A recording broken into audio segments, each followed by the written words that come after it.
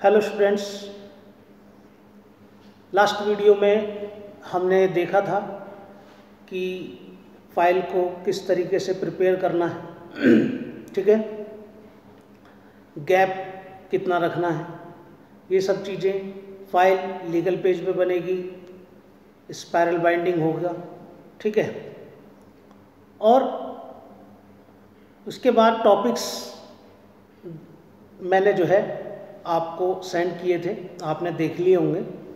तो last video में हमने फाइल को किस तरीके से प्रिपेयर करना है ये देखा था। उसी में मैं बता रहा हूँ कि जो फर्स्ट पेपर रहता है वो आपका HLM law college submitted to, submitted by, ठीक है, ये सब होता है। सब्जेक्ट का पूरा नाम उसमें होता है। और दूसरी जो मेन इम्पॉर्टेंट बात है वो ये है कि जब आप फाइल बनाएंगे तो दूसरा जो पेज होगा वो इंडेक्स का होता है। ठीक है, इंडेक्स आपकी एक ही पेपर पर रहेगी। ठीक है, 2 या 3 पेजेस में इंडेक्स नहीं जाना चाहिए। ये थोड़ा सा आपको ध्यान रखना है कि इंडेक्स एक ही पेपर पर रहेगी। मैंने आपको ये टॉपिक्स दिए थे कुछ, ठीक है, ये मैंने व्हाट्सएप पे सेंड भी कर दिए हैं। इसमें ध्यान रखना है कि जो ये 10 टॉपिक्स हैं, 10 के 10 टॉपिक इंडेक्स के एक ही पेज पर आने चाहिए। ठीक है, जैसे इसमें मैं आपको थोड़ा सा बता देता हूँ। सबसे पहले स्टूडेंट्स को एक बात याद रखनी है, वाइवा में बहुत इम्पोर्टेंट क्वेश्चन ये पूछा जाता है कि सब्जेक्ट का नाम, सब्जेक्ट का पूरा नाम क्या है। सब्जेक्ट का नाम है moot court pre trial preparation and participation in trial proceeding, यानी कि मूट कोर्ट से रिलेटेड बातें, प्री ट्रायल प्रोसीडिंग यानी कि विचारण से पहले की प्रोसीडिंग्स कार्रवाइयाँ, और पार्टिसिपेशन इन ट्रायल प्रोसीडिंग यानी कि विचारण कार्यवाहियों में पार्टिसिपेट करना, उनमें भाग लेना। यह सब्जेक्ट का पूरा नाम हो गया। ठीक है, दूसरा कि पहला जो पॉइंट रहेगा कि moot court and it's important, यानी मूट कोर्ट का मीनिंग क्या है, इसके इम्पोर्टेंट क्या है, तो वो लिखा आपने, और फिर पेज नंबर 1 to 4 जहाँ तक भी गया इस तरीके से, और इंडेक्स एक ही पेपर पर रहना चाहिए। तो सबसे पहले हमने ये देखा कि सब्जेक्ट का पूरा नाम, ये सभी स्टूडेंट्स को ये आना चाहिए, सब्जेक्ट का पूरा नाम क्या है। ठीक है, कुछ स्टूडेंट्स केवल मूट कोर्ट बोल करके रुक जाएंगे, वो सब्जेक्ट का पूरा नाम भी नहीं बता पाते, तो अच्छा नहीं लगता वाइवा में। ठीक है, तो ये थोड़ा सा ध्यान रखना है इसका। दूसरा कि मूट कोर्ट के ऑब्जेक्ट क्या हैं, ठीक है, और इसका दूसरा इम्पोर्टेंट क्वेश्चन ये है कि इसका डिफरेंस मूट कोर्ट और कोर्ट, ठीक है, जो रियल कोर्ट होती हैं हमारी, जैसे गाजियाबाद कोर्ट है, 30 हजारी की कोर्ट है, ठीक है, ये सब रियल कोर्ट्स और मूट कोर्ट, इनमें क्या डिफरेंस है।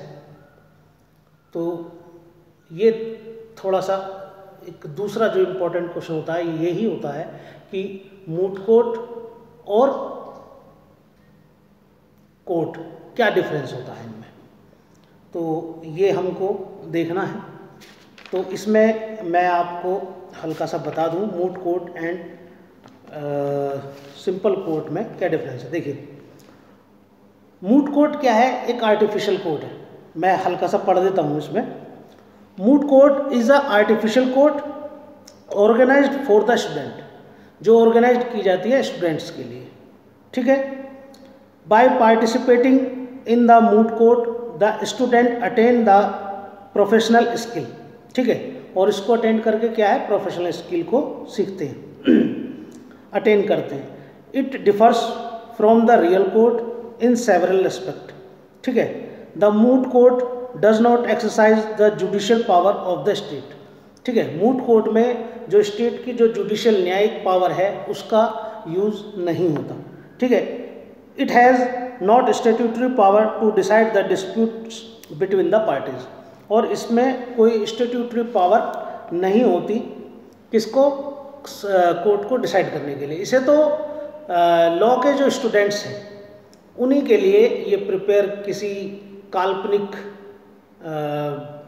कोई प्रॉब्लम बना ली जाए या कोई पहले से decided high court supreme court का डिसाइडेड केस, उसको हम थोड़ा सा एक कहानी का फॉर्म दे करके उसको problem as a problem student को दिया। स्टूडेंट क्या है उस पर एक फेवर में और दूसरा स्टूडेंट उसके अगेंस्ट में। तो स्टूडेंट्स के लिए ये जो है एक आर्टिफिशियल कोर्ट तैयार की जाती है जिसको मूट कोर्ट कहा जाता है। इसमें जो गवाह होते हैं, जो डॉक्टर्स, ये डॉक्टर की रिपोर्ट पेश की जाती है, ये सब स्टूडेंट्स के द्वारा की जाती है। और जो इसमें examination in chief, cross examination, re examination, ठीक है, ये सब भी स्टूडेंट्स के द्वारा, स्टूडेंट एडवोकेट भी स्टूडेंट होता है और गवाह या जो भी व्यक्ति पेश किए जाते हैं वो सब स्टूडेंट ही होते हैं। केवल जो जज की सीट में बैठा होता है वो कोई लॉ का एक्सपर्ट, ठीक है, उसको जज की सीट पे स्टूडेंट नहीं बैठता, ठीक है। स्टूडेंट्स केवल बाकी सारे जितनी भी प्रोसीडिंग्स या उसमें एविडेंस देना, किस तरीके से एविडेंस दिया जाएगा, ये सब काम स्टूडेंट्स के द्वारा किया जाता है इसमें मूट कोर्ट में। और इसमें दूसरा मेन डिफरेंस है कि जो कोर्ट होती है रियल कोर्ट, वो जो स्टेट की स्टैट्यूटरी पावर है उसका यूज़ करती हैं, इसमें स्टेट की स्टैट्यूटरी पावर का यूज़ नहीं होता, ठीक है। और पार्टीज़ के जो विवादित बिंदु हैं उनको अंतिम रूप से इसमें निस्तारित नहीं किया जाता है। तो ये कुछ इसका डिफरेंस हो गया। कई बार ये भी देखा कि मूट कोर्ट और मूट कोर्ट में डिफरेंस, इसके साथ मूक ट्रायल क्या है? मूक ट्रायल, उससे एकदम परेशान होने की ज़रूरत नहीं है। मूक ट्रायल एक तरीके से साक्षात्कार है, इंटरव्यू है, उसको मूक ट्रायल बोलते हैं। जब PCS, IAS या किसी इसी तरीके के एग्ज़ाम पास करने के बाद जब आप इंटरव्यू देने के लिए जाते हैं तो उसको बोला जाता है मूक ट्रायल, ठीक है। वहाँ पर जो भी आपसे क्वेश्चनिंग की जाती है उसके आप जो जवाब देते हैं, ये सब जो प्रोसीडिंग है इसका नाम है मूक ट्रायल, ठीक है। तो इसमें मूट कोर्ट, ठीक, काल्पनिक कोर्ट होगी, कोर्ट रियल कोर्ट जो स्टैट्यूटरी पावर का यूज़ कर रही है, और मूक कोर्ट जो एक इंटरव्यू टाइप का हो गया, उसको मूक ट्रायल बोलते हैं, ठीक है। तो मूक ट्रायल भी पूछा जाए तो इसमें आप बता सकते हैं क्या है, ठीक है। इसका क्या मीनिंग है, क्या इम्पोर्टेंस है, एक हल्का सा इसको थोड़ा सा कुछ लाइनें हैं मैं आपको बता देता हूँ, ठीक है। मीनिंग एंड इम्पोर्टेंस, ठीक। अच्छा, इसके लिए अगर आपको किताब लेनी हो, कोई किताब से हेल्प न लें, गूगल पे भी जा कर के इस टॉपिक्स से रिलेटेड चीज़ें आपको मिल जाएंगी, और चाहें तो आप कैलाश राय की किताब जो है इसमें ले सकते हैं, वो ठीक रहेगी आपके लिए, ठीक है। To organize artificial court for the law student is called moot court, ठीक है। ऑर्गेनाइज करना artificial court for the law students is called moot court, ठीक है। It is a kind of a debate on the specific case decided by the court, ठीक है। Decided by the court है, पहले से डिसाइडेड है, या कोई imaginary case prepared for this purpose, या कोई इमेजिनरी केस ले लेते हैं और प्रिपेयर करते हैं फॉर दिस पर्पस, ठीक है। mooting is consider a specific form the simulation in which students are asked to argue point of law before the simulated court, ठीक है। एक simulated court से मतलब जो एक नकली कोर्ट होती है, ठीक है, जिसे इसी पर्पज़ के लिए बनाया जाता है। इस तरीके से law student are required to exercise all their skill of preparing and participating a legal argument with persuasion, ठीक है। स्टूडेंट से ये अपेक्षा की जाती है कि वो अपनी जो भी स्किल हैं उसको यूज़ करके, ठीक है, प्रिपेयर करें केस को और प्रेजेंट करें लीगल आर्गूमेंट, ठीक है। Participation in moot court develops practical skill, और इससे क्या होता है, प्रैक्टिकल स्किल डेवलप होता है, ठीक है। It develops confidence in the law student which is on the most important factor for the success in legal profession, ठीक है। और ये सबसे इम्पॉर्टेंट क्या है, उनके अंदर एक कॉन्फिडेंस डेवलप करता है, जो लॉ स्टूडेंट के लिए बहुत इम्पॉर्टेंट है कि कॉन्फिडेंस। कई बार हमने देखा है कि एडवोकेट्स जो है जज के सामने बोल ही नहीं पाते, या कई ऐसे एडवोकेट हैं जिन्हें 5-5, 6-6 साल हो गए लेकिन कभी जज के सामने बोले ही नहीं। तो इससे क्या होगा, जब स्टूडेंट देखता है कि भाई जो गवाह हैं वो भी स्टूडेंट हैं और जो और भी सारी चीज़ें हो रही हैं वो स्टूडेंट के द्वारा जो उसके साथ बैठने वाले हैं, तो वहाँ पर उसका एक कॉन्फिडेंस बना रहता है, वो आसानी से वहाँ पर बोल पाता है, बजाय सीधे एकदम से जज के सामने बोलने के। तो वहाँ पर उसका कॉन्फिडेंस लूज हो जाता है, एकदम से जज के सामने जा कर के बोलना, कॉन्फिडेंस लूज हो जाएगा। लेकिन जब उसकी प्रैक्टिस हो जाएगी एक बार मूट कोर्ट में, जब वो बोलेगा ठीक है, यहाँ पर स्टूडेंट्स के सामने जो जजेस बना करके जिनको बैठाया उनके सामने, तो उसमें क्या है सबसे इम्पोर्टेंट कि कॉन्फिडेंस डेवलप होता है, बोलने की क्षमता जो है उसके अंदर आती है। ये बहुत इम्पोर्टेंट पार्ट है मूट कोर्ट का, ठीक है। और ये जो हमारा प्रोफेशन है उसमें काफ़ी हेल्पफुल होता है, ठीक है। It provides the student the opportunity to draft plaint, ठीक है, prepare the written statement and points of argument and also to frame charge, ठीक है। इससे क्या होता है, जो स्टूडेंट है प्लेंट प्रिपेयर करता है, WS तैयार करता है, ठीक है, और इससे उसको WS और प्लेंट तैयार करने की स्किल आती है, ठीक है।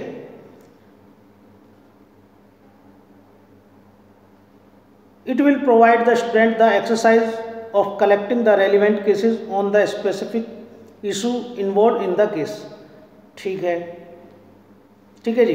Participation in the moot court develops not only the legal skill but also presentation skill, ठीक है, ना केवल लीगल स्किल बल्कि प्रेजेंटेशन स्किल भी ये डेवलप करता है, ठीक है जी। इसके बाद the organisation of moot court provides opportunity to the students to attain these qualities, ठीक है। Mooting develops among the students ability to argue for the side with etiquettes of the court room, ठीक है। तो court room में जो etiquettes, ठीक है, वो भी उसके डेवलप होते हैं कि किस तरीके से कोर्ट में बात को रखनी है। मान लीजिए जज साहब बोल रहे हैं, आप बीच में ना बोलें, इस बात का ध्यान रखना चाहिए कि जब सामने जज अगर बोल रहे हैं तो एडवोकेट को शांत रहना चाहिए, उनकी पूरी बातें सुननी चाहिए। जब वो अपनी पूरी बात बोल लें उसके बाद अपनी बात अगर कोई है तो उसको रखना चाहिए। और कई बार ये होता है कि मान लीजिए आप कुछ बोल रहे हैं और जज उस पर कोई रिएक्शन नहीं दे रहे हैं, तो उससे तुरंत एकदम विचलित नहीं हो जाना चाहिए, इस बात का भी थोड़ा सा ध्यान रखना चाहिए, ठीक है। By participation in the moot court the student may learn the manner of dealing with the court, they may have the practical knowledge of the importance of being respectful to the court, ठीक है जी। He should never interrupt the judge, मैं जो अभी line बता रहा था उसी चीज़ को एक बार सुन लीजिए। He should never interrupt the judge when he speaks, but should wait for the judge to complete his statement. He should take time to consider the question put by the judge to him in all respect and then give in reply. A hurried reply may lead him into a trap. एकदम से हड़बड़ाहट में जल्दबाजी में कोई जवाब देने की जरूरत नहीं है, वरना वो अपने ही किसी उसमें फंस सकता है, ठीक है, किसी लीगल उसमें। एंड बड़ी इंपॉर्टेंट लाइन है, an advocate should not lose balance of temper if the जज does not react as he expects, ठीक है। जैसे वो एक्सपेक्ट कर रहा था उसके हिसाब से अगर वो रिएक्ट नहीं करता तो उसको एडवोकेट को अपना टेम्पर लूज नहीं करना चाहिए। The participation in the moot court will provide the students opportunity to get such experience. ठीक है, थोड़ा सा एक दो लाइन और। By participating in the moot court the students will learn also the duties of an advocate. ठीक है, जो एडवोकेट्स की ड्यूटी हैं वो भी उसको लर्न कर लेता है। The advocates are expected to assist the court in the administration of justice. Administration of justice में कोर्ट को हेल्प करे, कोर्ट की सहायता करे एक एडवोकेट से। ठीक है, ये एक्सपेक्ट किया जाता है। ठीक है, lawyers collect material relating to the case and thereby assist the court in the arriving a correct judgment. ठीक है, तो ये कुछ चीज़ें हैं, थोड़ा सा ध्यान रखनी है।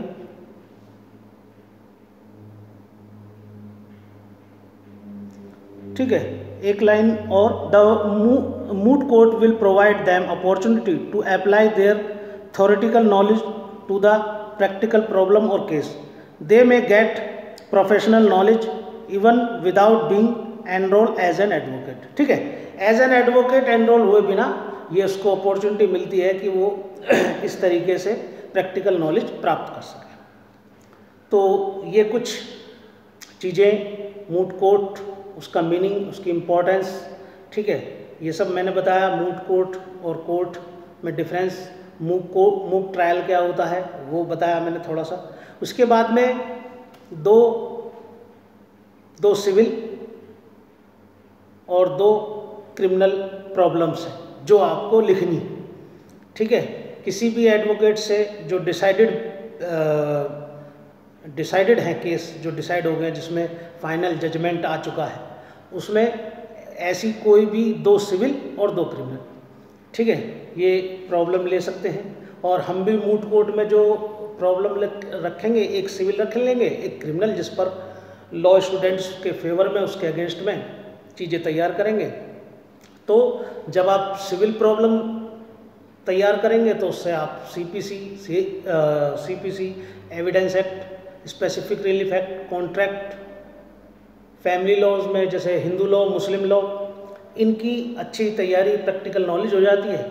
और जो क्रिमिनल केस आप प्रिपेयर करेंगे मूट कोर्ट के लिए, तो उसमें क्या है कि आपको सीआरपीसी, आईपीसी और एविडेंस, इनकी भी अच्छी प्रैक्टिकल नॉलेज हो जाएगी। तो ये अच्छा अपॉर्चुनिटी है एनरोल होने से पहले आपको। और इसके बाद है interview technique and pre trial preparation.